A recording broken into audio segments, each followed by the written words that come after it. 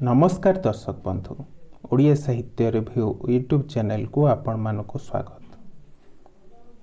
किछि प्रबंधर समाहार रही रथ सप्तक प्रबंध संकलन रे। प्राबंधिक चंद्रशेखर रथ जड़े सुप्रतिष्ठित लेखक, अध्यापक, निष्ठापर प्रशासक, जड़े संपादक, गाल्पिक एवं समालोचक मध्य। बलांगीर जिल्लार मालपड़ा ठारे 1929 मसीहा अक्टोबर मासरे जन्मग्रहण करथिले। से थिले इंग्राजी रे जणे अध्यापक। संस्कृत साहित्य रे तांकर अगाध पांडित्य रहिथिला। ओडिया भाषा और साहित्य प्रति तांकर गभीर श्रद्धा रहिथिला। प्रबंध, रम्य रचना, समालोचना, साहित्य, गल्प, उपन्यास आदि रचना करिबारे चंद्रशेखर रथ थिले सिद्धहस्त। शिक्षा, संस्कृति, धर्म, साहित्य, राजनीति, सम्मान, जीवन और प्रकृति आदि बहुविध विषय को नहीं तांकर प्रबंध और रम्य रचनार सृष्टि। केतेक गल्प संकलन हैला सम्राट और अन्य माने, अनेक बन्या परे सबुजाक स्वप्न, सबुठारु दीर्घ राति, एते पाखरे समुद्र, अन्य एक सकाळ इत्यादि। रम्य रचना गुड़िक मध्यरे दृष्टि और दर्शन, ए जेउ पृथ्वी मु सत्य धर्मा कहूची इत्यादि। सबुठारु दीर्घ रात्रि पई से केंद्र साहित्य एकाडेमी पुरस्कार प्राप्त करछंती। एही रथ सप्तक प्रबंध ताहा संपर्क रे चंद्रशेखर रथ आलोचना करिसंती बाई प्रबंध रे आलोचना करिसंती जगन्नाथंकर घोषयात्रा संपर्क रे।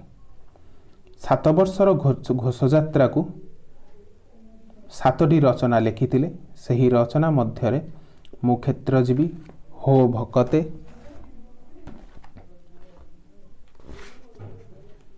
प्रभु विजय, रथ प्रस्थान, बाहुड़ा विच्छेद, मधुरापति, ठाकुर भले विराजो, आस गोपकू जिबा, एकांत कथन, माबद कैतबादम, मध्यभूमिर प्रार्थना, लीला बद्धृत कलेबर, पश्यति दिशि दिशि ओ प्रांत भाषा। यही भली भावरे से तांकर पुस्तक रे अध्याय को विभक्त करिसंती। रथ सप्तक प्रबंध रे +3 रे जो यूनिट रही ताहा हेउची प्रथम एवं द्वितीय भाग बा प्रथम एवं द्वितीय अध्याय को पाठ करा जिवो एवं सेहितरु किछि प्रश्न आसीबो। ए प्रथम और द्वितीय अध्याय हेउची मु क्षेत्रजीवी, हो भकते, प्रभु विजय, रथ प्रस्थान, बाहुड़ा विच्छेद, मधुरापति, ठाकुरे भले विराजो, आस गोपकू जिबा इत्यादि। एतिके आमर पढ़ारे रहिछि।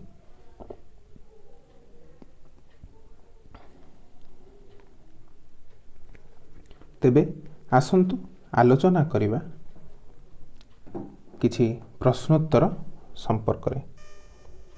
प्रथम प्रश्न, किए नीलाचल उपरु बाहु विस्तारी श्रीफल को तोली निए? प्रभु जगन्नाथ। कहा हाथरू तोली नियंती? ना सही तुच्छ बा जे निजको निकृष्ट तुच्छ भली मने करुथाए सही दासिया बाउरी हाथरू टेकी नहीं थांती श्रीफल। प्रभु जगन्नाथ केउठू नहीं थांती? ना श्री बड़दाण्डरू नहीं आई थांती नीलचक्र उपरु बाहु विस्तारी श्रीफल को। ब्रह्मपुर केते जन भक्त मिसिकरी आसीचंती? ब्रह्मपुर 35 जन आसीचंती। सेमाने आसी ब्रह्मपुर रे केउ ठारु आसी ब्रह्मपुर ठारे पहुंचीचंती? जयपुर, पापड़ाहांडी, उमरकोट, गौड़गाँ, कुकुड़ाखंडी एवं घुमुसर ଭୁବନେଶ୍ୱରର ଜୁଲାଡ଼ ଅଞ୍ଚଳରୁ ଆସିଛନ୍ତି ଏବଂ ପାରଳାରୁ ମଧ୍ୟ କିଛି ଆସିଛନ୍ତି, ଯେଉଁମାନେ ଆସି ବ୍ରହ୍ମପୁରଠାରେ ପହଞ୍ଚିଛନ୍ତି ଏବଂ ଚାଲି ଚାଲି ଆସିଛନ୍ତି ଚିଲିକା ଦେଇ ପୁରୀ ଶ୍ରୀ ଜଗନ୍ନାଥଙ୍କ ଦର୍ଶନ କରିବାକୁ। ସମଗ୍ର ବିଶ୍ୱବାସୀଙ୍କର, ସମଗ୍ର ଭକ୍ତରାଜଙ୍କର ଗୋଟିଏ ମାତ୍ର ଅଭିଳାଷ କ'ଣ? ମୁଁ କ୍ଷେତ୍ର ଯିବି, ମୁଁ କ୍ଷେତ୍ର ଯିବି। କାହିଁକି କ୍ଷେତ୍ର ଯିବେ? ନା ଶ୍ରୀ ଜଗନ୍ନାଥଙ୍କୁ ଗୋଟେ ଥର ରଥ ଉପରେ ବସି ଅନେଇ ଦେବେ। ଜଗନ୍ନାଥ ମଧ୍ୟ ତାଙ୍କୁ ଦେଖିଦେବେ, ରଥ ଉପରୁ ବାହୁ ବିସ୍ତାରି ଆଲିଙ୍ଗନ କରିଦେବେ। କିଏ ଲକ୍ଷେ ଯୋଜନ ଦୂରରେ ଥାଇ ଭଗବାନଙ୍କୁ ଡାକିଥିଲା। ଗଜ ଉଦ୍ଧାରଣ କରିବା ପାଇଁ ଜଗନ୍ନାଥ ଚାଲି ଯାଇଥିଲେ ଲକ୍ଷେ ଯୋଜନ ଦୂରକୁ। ଶବରୀର କୋଳିଖିଆ ସୁଦାମର ଖୁଦଖିଆ ଠାକୁର କିଏ? ଶବରୀର କୋଳିଖିଆ ଠାକୁର ହେଉଛନ୍ତି ସେଇ ଜଗନ୍ନାଥ। ସୁଦାମାର ଖୁଦଖିଆ ଠାକୁର ମଧ୍ୟ ହେଉଛନ୍ତି ସେଇ ଜଗନ୍ନାଥ।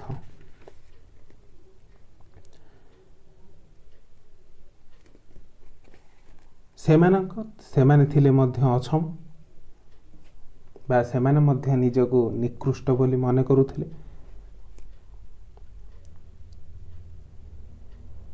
ଦାସିଆ ବାଉରୀ ମଧ୍ୟ ସେଇଭଳି କହିଛି, 22 ପାହାଚ ମୁଁ ଚଢ଼ିପାରିବିନି, ମୋର ବଳ ନାହିଁ, ଅଯୋଗ୍ୟ ଅଛବର ମୁହିଁ। ସେ ପବିତ୍ର ପଥରକୁ କାହିଁକି ବା ଅବା ମାରା କରିବ? ତେଣୁ ଏ ବଡ଼ଦାଣ୍ଡ ହେଉଛି ମୋର ସ୍ୱର୍ଗ। ତୁମେ ଶବରୀର ଖୁଦଖିଆ ଠାକୁର, ସୁଦାମାର ଖୁଦଖିଆ ଠାକୁର, ଶବରୀର କୋଳିଖିଆ ଠାକୁର। ଏ ନଡ଼ିଆଟି କ'ଣ ତୁମ ମନଲାଖି ନାଜିର ହେବ କି? ବା ଏଇ ନଡ଼ିଆଟି କ'ଣ ତୁମର ମନଲାଖି ହେବ କି ବୋଲି ପ୍ରଶ୍ନ କରିଛି। ଏବଂ ତାପରେ ବାହୁ ବିସ୍ତାରି ଶ୍ରୀ ଜଗନ୍ନାଥ ନୀଳଚକ୍ର ଉପରୁ ନଡ଼ିଆଟିକୁ ନେଇଯାଇଛନ୍ତି। ଶ୍ରୀଫଳ କିଏ ବଢ଼େଇ ଦେଇଛି? ଶ୍ରୀଫଳ ଦାସିଆ ବଢ଼େଇ ଦେଇଛି। ସାତଲହଡ଼ି ମଠରୁ ସୁରଞ୍ଚ ତୁଳସୀ ମଞ୍ଜରୀ ଗୁଡ଼ାଏ ଆଞ୍ଜୁଳାରେ ଧରି କେଉଁ ସରଳ ପ୍ରଶାନ୍ତ ରୁଚିମନ୍ତ ପୁରୁଷ ଆସୁଛନ୍ତି? ସେ ହେଉଛନ୍ତି ଭାଗବତ ପୁରୁଷ ଜଗନ୍ନାଥ ଦାସ।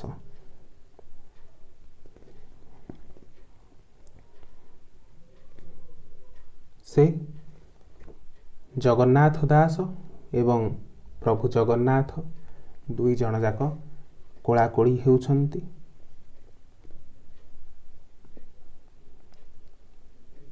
ଜଗନ୍ନାଥ ଦାସଙ୍କର ଭାଗବତ କଣ୍ଠରେ ଅଖଣ୍ଡ କୀର୍ତ୍ତନ ଝରି ପଡ଼ୁଛି ଅଛଡ଼ା ତୁଳସୀ ମଞ୍ଜରୀ ଦାସିଆଙ୍କ ପଦଯୁଗଳରେ। ଦାସିଆ କହୁଛନ୍ତି, ମୋତେ ଛୁଅନା ଠାକୁର, ମୁଁ ଅଛବ ଛୁଇଁଲେ ତୁମର ମହାସ୍ନାନ ହେବ। ତୁମେ ମୋତେ ଆଉ ଭଣୁଛ କାହିଁକି? ତୁମେ ହିଁ ତ ଜଗନ୍ନାଥ। ସେ କାହାକୁ କହୁଛନ୍ତି? ଦାସିଆ କାହାକୁ କହୁଛନ୍ତି ତୁମେ ହିଁ ଜଗନ୍ନାଥ? ସେ ଜଗନ୍ନାଥ ଦାସଙ୍କୁ କହୁଛନ୍ତି ତୁମେ ହିଁ ଜଗନ୍ନାଥ। ଦାସ ବୋଲି ଛଦ୍ରମ କରୁଛ ସିନା, ମୁଁ ସିନା ଦାସାନୁଦାସ ଦାସିଆ ବାଉରୀ। ଏ ଶ୍ରୀଫଳଟି ମୋର ସର୍ବସ୍ୱ ଠାକୁର, ଏ ନଡ଼ିଆଟି ମୋର ପଞ୍ଚପ୍ରାଣ। ଘେନା ହେଉ ଏ ଦାରିଦ୍ର୍ୟର ନୈବେଦ୍ୟ। ମୁଁ କି ଜାଣେ ସେ ଭୋଗରାଗ ପୂଜା ଆରାଧନା। ମୋ ଅଜ୍ଞାନ ଅଛବ। ମୋତେ ଛୁଅନା ବଡ଼ ଦେଉଳିଆ ଟିଅ। ଛୁଇଁଲେ ଯଦି ଆଉ ଛାଡ଼ି ଯାହ ନାହିଁ କହୁଛି। ଛାଡ଼ିଗଲେ ମୁଁ ମରିଯିବିଟି। ବା ସେଇଠାରେ ଶ୍ରୀ ଦାସିଆ ବାଉରୀ ବା ଦାସିଆ ଜଗନ୍ନାଥ ଦାସଙ୍କୁ ଶ୍ରୀ ଜଗନ୍ନାଥ ବୋଲି ମଣି ଏତେ ଗୁଡ଼ା କଥା କହିଯାଉଛି। କେଉଁ ଦିବ୍ୟ ପୁରୁଷ ଗଜମତିର ହାର ପିନ୍ଧି ପାଟ ମୁକୁଟ ଭୂଷିତ ହୋଇ ଆସୁଛନ୍ତି? କିଏ? ନା ରାୟ ରାମାନନ୍ଦ। ରାୟ ରାମାନନ୍ଦ ଆସି କାହାକୁ କୋଳାଗ୍ରତ କରୁଛନ୍ତି? ନା ଅତିବଡ଼ିକୁ କୋଳାଗ୍ରତ କରୁଛନ୍ତି। ବାହୁ ପ୍ରସାରି ସେ ଖୋଜୁଛନ୍ତି ଅନ୍ୟ ଏକ ପ୍ରେମର ପ୍ରତିମାକୁ। କୋଳାଗ୍ରତ କରୁଛନ୍ତି ଅତିବଡ଼ି। ତାଙ୍କୁ ଘେରି ରହିଛନ୍ତି ଭକ୍ତଗଣ। ଗଜମତିର ହାର ପିନ୍ଧି ଆସିଛନ୍ତି। ସେ ହେଉଛନ୍ତି ଦିବ୍ୟ ପୁରୁଷ ରାୟ ରାମାନନ୍ଦ। ନବଦ୍ୱୀପରୁ ଭକ୍ତମାନେ କାହା ସନ୍ଧାନରେ ଆସିଛନ୍ତି? ନବଦ୍ୱୀପରୁ ଆସିଛନ୍ତି ଭକ୍ତମାନେ ମଧୁଚକ୍ରର ସନ୍ଧାନରେ।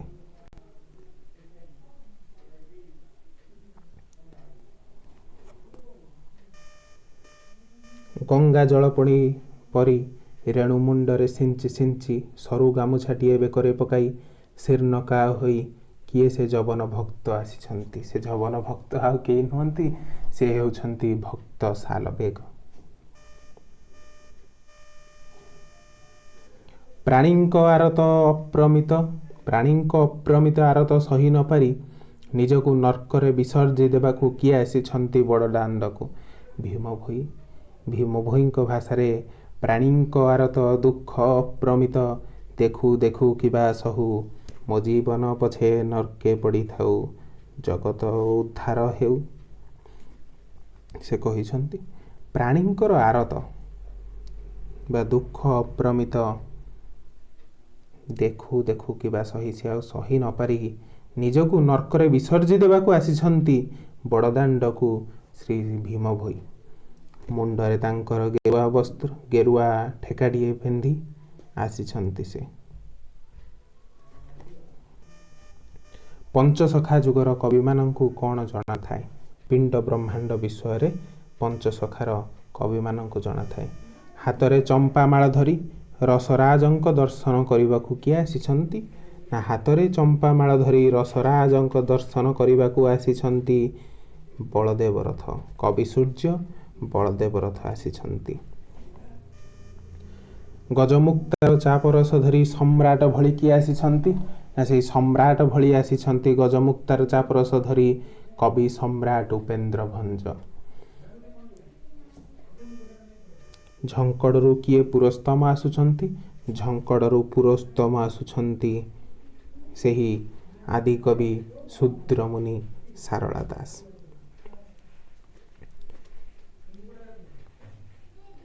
ସେ ଆସୁଛନ୍ତି ବା ସାରଳା ଦାସ ଆସୁଛନ୍ତି ସିନ୍ଧୁ ଆଦି ସରିତ୍ପତି ମାନେ ଆସୁଛନ୍ତି ମହୋଦଧିଙ୍କ ଗହଣରେ ଲବଣ ସାଗର କ୍ଷୀର ସାଗର ପ୍ରଶାନ୍ତ ଗମ୍ଭୀର ମହାସାଗର ମାନେ ମଧ୍ୟ ଆସୁଛନ୍ତି ଏହି ଶ୍ରୀକ୍ଷେତ୍ର ଧାମକୁ ଶ୍ରୀ ଜଗନ୍ନାଥଙ୍କୁ ଦର୍ଶନ କରିବାକୁ।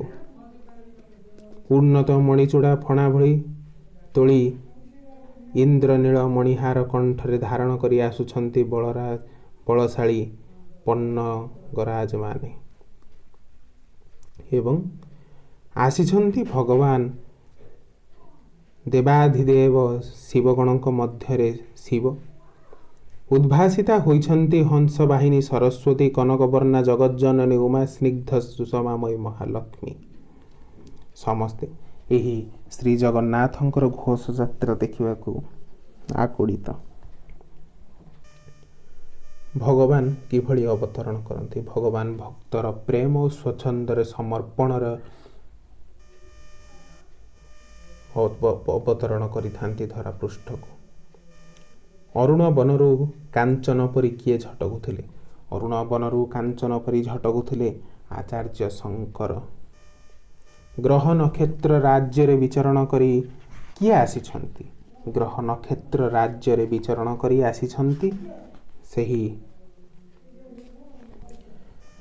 ପଠାଣି ସାମନ୍ତ। ବଡ଼ଦାଣ୍ଡକୁ ଅକସ୍ମାତ୍ ମଳୟ ସଞ୍ଚାର କରି କିଏ ଆସିଛନ୍ତି? ବଡ଼ଦାଣ୍ଡକୁ ଅକସ୍ମାତ୍ ମଳୟ ସଞ୍ଚାର କରି ଆସିଛନ୍ତି କବି ଜୟଦେବ। କେଉଁମାନେ ଅଧମ ଜାତି? ଶବରମାନେ ଅଧମ ଜାତି। କେଉଁମାନେ ମୟୂରପୁଚ୍ଛ ଗୋପପୁରର ସର୍ବସ୍ୱ ମୁଣ୍ଡାଇ ଆଣିଛନ୍ତି? ନା ଗୋପାଳନୀମାନେ। ଗୋପାଳିନୀମାନଙ୍କୁ କାଳେ ଚିହ୍ନି ପାରିବେନି ଶ୍ରୀ ଜଗନ୍ନାଥ। ଚିହ୍ନା ପଡ଼ିବାକୁ ଦେହରେ ଗେରୁ ମାଟି ମାଖିଛନ୍ତି, ମୁଣ୍ଡରେ ଜାମୁଡାଳ ଖୋସିଛନ୍ତି, ଗୁଞ୍ଜମାଳି ଆଣିଛନ୍ତି, ମୟୂରପୁଚ୍ଛ ଆଣିଛନ୍ତି ତାଙ୍କ ପାଇଁ। ଗୋପାଳନୀମାନେ ଗୋପପୁରର ସର୍ବସ୍ୱ ମୁଣ୍ଡଇ ଆଣିଛନ୍ତି ଜଗନ୍ନାଥଙ୍କ ପାଇଁ। କିଏ ଆସିଛନ୍ତି ପାତାଳରୁ ବାମନଙ୍କୁ ଦେଖିବା ପାଇଁ? ପାତାଳରୁ ବାମନକୁ ଦେଖିବା ପାଇଁ ସେଇ ଆସିଛନ୍ତି ଯାହାକୁ ବାମନ ମାଗିଥିଲେ 3 ପାଦ ଭୂମି। ସେହି ବଳିରାଜା ଯିଏ ଦାନ କରିଥିଲେ 2 ପାଦ ଏବଂ ତୃତୀୟ ପାଦ ଦାନ କରିଥିଲେ ନିଜ ମସ୍ତକ ଦେଖାଇ ଦେଇଥିଲେ। ବଳି ତାଙ୍କର ମସ୍ତକରେ ଟେକି ରଖିଥିଲେ ନିଜର ପାଦ। ବଳିଙ୍କ ମସ୍ତକରେ ପାଦ ରଖିଥିଲେ ବାମନ ଅବତାର। ଏବଂ ବଳିଙ୍କୁ ଧରାପୃଷ୍ଠରେ ଚାପି ଦେଇଥିଲେ। ସେହି ବଳିରାଜା ମଧ୍ୟ ଆସିଛନ୍ତି ଏହି ବାମନଙ୍କୁ ଦେଖିବା ପାଇଁ। କିଏ ବେଦଗାନ କରୁଛନ୍ତି? ବ୍ରହ୍ମା ବେଦଗାନ କରୁଛନ୍ତି। ଲକ୍ଷେ ଦୀପରେ କିଏ ବନ୍ଦାପନା କରୁଛନ୍ତି? ସୂର୍ଯ୍ୟ। ସୂର୍ଯ୍ୟ ଲକ୍ଷେ ଦୀପରେ ବନ୍ଦାପନା କରୁଛନ୍ତି ଶ୍ରୀ ଜଗନ୍ନାଥଙ୍କୁ। ଐରାବତ ଦନ୍ତାହତ ଗିରିରାଜରୁ ଗୁମ୍ଫାରୁ ଅଳକାନନ୍ଦଙ୍କ ପ୍ରଥମ ଉଚ୍ଛ୍ୱାସ ପରି କିଏ ନିର୍ଗତ ହେଲେ? ନିର୍ଗତ ହେଲେ ସୁଦର୍ଶନ। ପ୍ରଥମେ ସୁଦର୍ଶନ ହଲି ଝୁଲି ଆସନ୍ତିନି, ଝୁଲି ଝୁଲି ଆସନ୍ତି ସେହି ବଳଦେବ ଏବଂ ଜଗନ୍ନାଥ। ସୁଦର୍ଶନ କଳି ଯୁଗରେ ଦାରୁ ରୂପରେ ଉଦ୍ଭାସିତ। ସେ କାନ୍ଧରେ ଟେକା ହୋଇ ଆସିଥାନ୍ତି। ସେ ଐରାବତ ଦନ୍ତାହାତୀ ପରି, ଦନ୍ତାହତ ଗିରିରାଜ ଗୁମ୍ଫାରୁ ଅଳକାନନ୍ଦଙ୍କ ପ୍ରଥମ ଉଚ୍ଛ୍ୱାସ ପରି ନିର୍ଗତ ହୋଇଛନ୍ତି ସେହି ସୁଦର୍ଶନ। ବଳଭଦ୍ର କିପରି ପହଣ୍ଡି କରି ଆସୁଛନ୍ତି? ମଦମତ୍ତ ଶ୍ୱେତ ହସ୍ତି ପରି ଝୁଲି ଝୁଲି ଆସୁଛନ୍ତି ବଳଭଦ୍ର। ଯେପରି ମଦ ପିଇ ବା ସୁରାପାନ କରି ଶ୍ୱେତ ହସ୍ତି ଧଳା ହସ୍ତିଟି ଯେପରି ଝୁଲି ଝୁଲି ଆସୁଥାଏ, ସେହିପରି ବଳଦେବ ଝୁଲି ଝୁଲି ଆସୁଛନ୍ତି। କିଏ ଚୁଆଚନ୍ଦନ କସ୍ତୁରୀ ବାସରେ ଦଶ ଦିଗ ଆମୋଦିତ କରି ବିଜେ ହେଉଛନ୍ତି? ମାତା ଜଗଜ୍ଜନନୀ ସୁଭଦ୍ରା। ଚୁଆଚନ୍ଦନକୁ କସ୍ତୁରୀ ବାସରେ ଦଶ ଦିଗ ଆମୋଦିତ ପ୍ରମୋଦିତ କରିଦେଉଛନ୍ତି ଏବଂ ବିଜେ ହେଉଛନ୍ତି ତାଙ୍କର ରଥ ଦର୍ପଦଳନକୁ। ବଳଦେବ ରଥ ପ୍ରଥମେ ଆସି ଉଦ୍ଭାସିତ ହୋଇଛନ୍ତି ତାଳଧ୍ୱଜ ରଥରେ। ସର୍ବଶେଷରେ କିଏ ରଥ ଉପରକୁ ବିଜେ କରୁଛନ୍ତି? ଟାହିଆ ଝଟକୁଛି। ଘଣ୍ଟ ଘଣ୍ଟା ସ୍ୱରରେ ପ୍ରକମ୍ପିତ ହେଉଛି ସାରା ବିଶ୍ୱ, ପୁରୀ ବଡ଼ଦାଣ୍ଡ। ଲକ୍ଷେ ଦୀପରେ ଆଳତି କରୁଛନ୍ତି ସୂର୍ଯ୍ୟ। ବେଦ ପାଠ କରୁଛନ୍ତି ବ୍ରହ୍ମା। ଜୟ ଜୟକାର ଧ୍ୱନିରେ ପ୍ରକମ୍ପିତ ହେଉଛି ଗଗନ ପବନ। ପରିଶେଷରେ ରଥ ଉପରକୁ ବିଜେ କରୁଛନ୍ତି ସେହି କାଳିଆ ହସ୍ତି ଶ୍ରୀ ଜଗନ୍ନାଥ। କେଉଁ ଡାକରେ ଶ୍ରୀମନ୍ଦିରରେ ଧ୍ୱନିତ ହେଉଥାଏ? ଶ୍ରୀମନ୍ଦିର ଧ୍ୱନିତ ହେଉଥାଏ ସେହି ମଣିମା ମଣିମା ଡାକରେ। ଲୀଳାତୈବ କିଏ? ଲୀଳାତୈବ ହେଉଛନ୍ତି ଶ୍ରୀ ଜଗନ୍ନାଥ। କିଏ ନନ୍ଦିଘୋଷ ଉପରୁ ମଧୁ ବର୍ଷା କରୁଛନ୍ତି? ଅପ୍ରାକୃତ ପ୍ରେମ ମୂର୍ତ୍ତି ନନ୍ଦିଘୋଷ ଉପରୁ ବର୍ଷା କରୁଛନ୍ତି। କବି ସମ୍ରାଟ ଉପେନ୍ଦ୍ର ଭଞ୍ଜଙ୍କ ଭାଷାରେ ଅପ୍ରାକୃତ ପ୍ରେମ ମୂର୍ତ୍ତି ଜୟ ରାଧା ହରି ଅବ୍ୟକ୍ତ ଲୀଳାକୁ ବ୍ୟକ୍ତ କରବତରି ହେ। ସେହି ଅପ୍ରାକୃତ ପ୍ରେମ ମୂର୍ତ୍ତି ନନ୍ଦିଘୋଷ ଉପରୁ ମଧୁ ବର୍ଷା କରୁଛନ୍ତି। ସାରଥୀମାନେ କେଉଁ ମୁଦ୍ରାରେ ବାଗଦଉଡ଼ିକୁ ଭିଡ଼ି ଧରିଛନ୍ତି? ଭୁରୁ ଟେକି ପ୍ରସନ୍ନ ମୁଦ୍ରାରେ ସାରଥୀମାନେ ବାଗଦଉଡ଼ିକୁ ଭିଡ଼ି ଧରିଛନ୍ତି। ରଥରେ ଜଗନ୍ନାଥ କେଉଁଭଳି ଶୋଭା ପାଉଛନ୍ତି? ବାମନ ବିଷ୍ଣୁ ସେ। ବାମନ ବିଷ୍ଣୁ ପରି ଶୋଭା ପାଉଛନ୍ତି ରଥରେ। ତାଙ୍କର ହାତ ନାହିଁ, ପାଦ ନାହିଁ, ବା ହାତ ପାଦ ଯାହାର ଥାଇ ମଧ୍ୟ ନଥିଲା ଭଳି ସେହି ବାମନ ବିଷ୍ଣୁଙ୍କ ଭଳି ଶୋଭା ପାଉଛନ୍ତି ରଥରେ ଶ୍ରୀ ଜଗନ୍ନାଥ। ଭଗବାନଙ୍କର ସମସ୍ତ ରହସ୍ୟକୁ ଗୋପନ ରଖୁଥିବାରୁ ଶ୍ରୀକୃଷ୍ଣ କ'ଣ ପ୍ରିୟ? ଶ୍ରୀକୃଷ୍ଣ ହେଉଛନ୍ତି ଅନ୍ଧାର ପ୍ରିୟ। ବାଇହାଣ୍ଡିରେ ଦିବ୍ୟ ଗୌଡ଼ୀୟ ରସଗୋଲକ କାହାର ପ୍ରିୟ? ସ୍ୱାମିନୀ ଲକ୍ଷ୍ମୀଙ୍କର ଏହି ଦିବ୍ୟ ଗୌଡ଼ୀୟ ରସଗୋଲକ ହେଉଛି ପ୍ରିୟ। ଯେତେବେଳେ ବଳଭଦ୍ର ଚାଲି ଯାଇଛନ୍ତି ଶ୍ରୀମନ୍ଦିର ଭିତରକୁ ବାହୁଡ଼ା ପ୍ରସ୍ଥାନ କରି ରଥରୁ ଓହ୍ଲାଇ ଚାଲି ଯାଇଛନ୍ତି ଶ୍ରୀମନ୍ଦିର। ସୁଭଦ୍ରା ମଧ୍ୟ ପଛେ ପଛେ ଚାଲି ଯାଇଛନ୍ତି ଶ୍ରୀମନ୍ଦିରକୁ। ତାପରେ କିଳି ହୋଇଯାଇଛି କବାଟ ବା ବନ୍ଦ ହୋଇଯାଇଛି କବାଟ। କବାଟ ପଚାରୁଛି ଜଗନ୍ନାଥଙ୍କୁ, ତୁମେ କିଏ? ଆମେ ତୁମକୁ ଚିହ୍ନି ନାହୁଁ। ଆମର ପ୍ରଭୁ ଏବେ ନିରୁଦ୍ଦିଷ୍ଟ। ଅତି କାକୁତି ମିନତି ପରେ ଜଣାପଡ଼ିଲା ଯେ ମହାଲକ୍ଷ୍ମୀ